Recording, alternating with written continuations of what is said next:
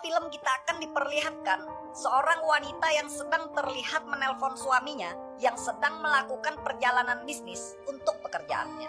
Seperti nama aslinya, wanita ini juga diceritakan bernama Megu. Mbak Megu adalah seorang ibu rumah tangga yang hanya tinggal berdua dengan suaminya yang bernama Takashi dan belum mempunyai anak.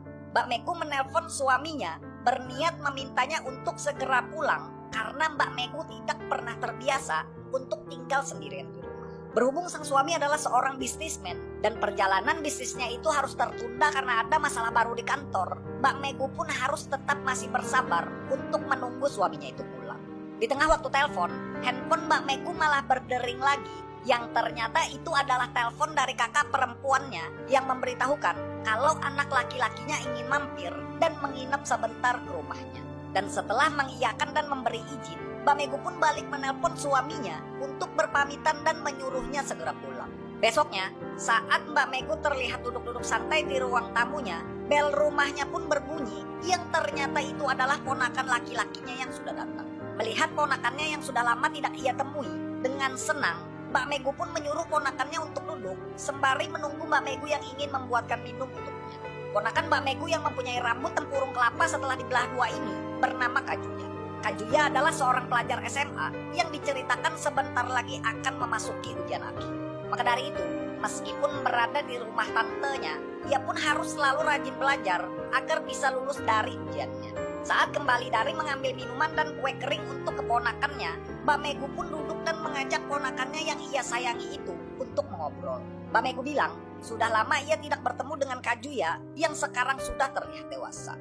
Sambil memuji ponakannya yang selalu rajin belajar, Mbak Megu juga bertanya, ingin bekerja di mana nanti setelah Kajuya tempurung lulus dari sekolahnya. Kajuya rambut tempurung yang mendengar hal itu, bukannya menjawab pertanyaan dari Mbak Megu, Kajuya malah terfokus dengan bola-bola salju tantenya yang terlihat berbenturan dan membentuk sebuah garis. Ngah akan lirikan mata ponakannya, Mbak Megu pun terkejut dan tersipu malu karena tahu kalau ponakannya sudah menjadi pria dewasa. Berniat ingin iseng dan berhubung suaminya masih lama pulang ke rumah, Mbak Megu malah menggoda ponakannya yang masih remaja itu dengan mendekatkan bola-bola salju yang sudah mengalami retak. Melihat bola-bola salju bergelindil-gelindil menuju ke arahnya, Mas-mas tempurung pun dengan panik menjawab candaan tantenya itu dengan tidak bergerak karena terlalu dekat. Lalu melihat ponakannya yang gugup karena duduk di dekat bola-bola api, dengan leluasa ingin mendominasi, Mbak Megu pun iseng dan bertanya kepada Mas Kajuya ponakannya, apakah Kajuya sudah mempunyai pacar. Akan tetapi lagi-lagi, karena bola-bola di hadapannya terlalu sering terbentur dan hampir tidak bisa diselamatkan lagi, Doraemon brand ambasador tempurung kelapa ini pun hanya bisa terdiam dan berdoa agar bola-bola tidak melebur dan pecah di tempat. Mengetahui ponakannya masih perjaka dan belum pernah merasakan apa itu cinta, Mbak Megu malah bilang, dulu saat Mbak Megu seumuran dengan Mas Kajuya, ia malah terlalu sering bermain-main dengan para pria. Dan tidak hanya sampai di situ, karena sudah terlalu gemas, Mbak Megu malah menuju ke kamarnya untuk melepaskan perisai vibranium yang menutupi bola-bola dan kerang jeli-jelinya. Kembali ke ruang tamu tanpa segitiga penutup hidangan utama, dengan sepoi-sepoi, Mbak Megu pun merasakan angin sejuk yang berhembus saat ia membelakangi Kajuya dan berpura-pura membersihkan jendela. Melihat kerang coklat tanpa cangkang tertampang di hadapannya, Mas Tempurung pun takjub dan melupakan pelajaran yang ia kerjakan. Akan tetapi ketika kerang tanpa cangkang sudah merayap terlalu dekat, yang terlihat mempunyai lumut yang banyak, Kajuya pun segera menghindar karena takut akan dihisap.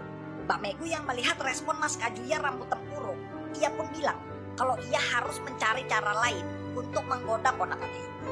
Malamnya, saat Kajuya pergi ke dapur untuk mengambil minuman, ia pun dikagetkan akan kedatangan tantenya yang masih handukan karena baru selesai mandi.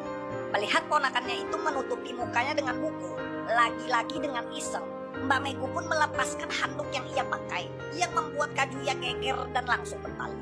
Kucing-kucingan itu pun berakhir saat Mbak Megu yang sudah sangat kesal dan langsung menerjang Kajuya yang sedang tidur di kamarnya. Meskipun sempat menolak dan kabur karena kaget, dengan sedikit paksaan, Kajuya pun berhasil diminta oleh tantenya itu untuk diajari mencangkul lahan perkebunannya yang sudah gersang dan berdebu.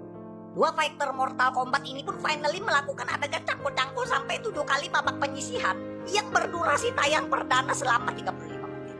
Akan tetapi pada besok siangnya, Mas Tempurung yang sudah merasakan bola-bola salju punya tantenya, ia malah balik menyerang karena suka dan membuat Mbak Meguri yang sedang memasak di dapur mendapatkan karma. Dan filmnya pun berakhir saat Mbak Meguri harus menghadang dan merasakan serangan Kaguya yang bertubi-tubi mencangkulnya di tepi sudut ruang dan waktu, cuy. Oke guys, ya mungkin segini aja ya untuk pembahasan film Asia kali ini ya. Bagi kalian yang pengen nonton full movie-nya, kalian langsung aja search nonton kode produksi di pin komen di Google Chrome, cuy. Dari film ini kita bisa belajar, setiap tindakan yang dilakukan tidak peduli seberapa tidak signifikannya, hal itu pada akhirnya akan kembali kepada pelaku dengan dampak yang sama. Baik akan dikembalikan baik dan buruk akan dikembalikan buruk.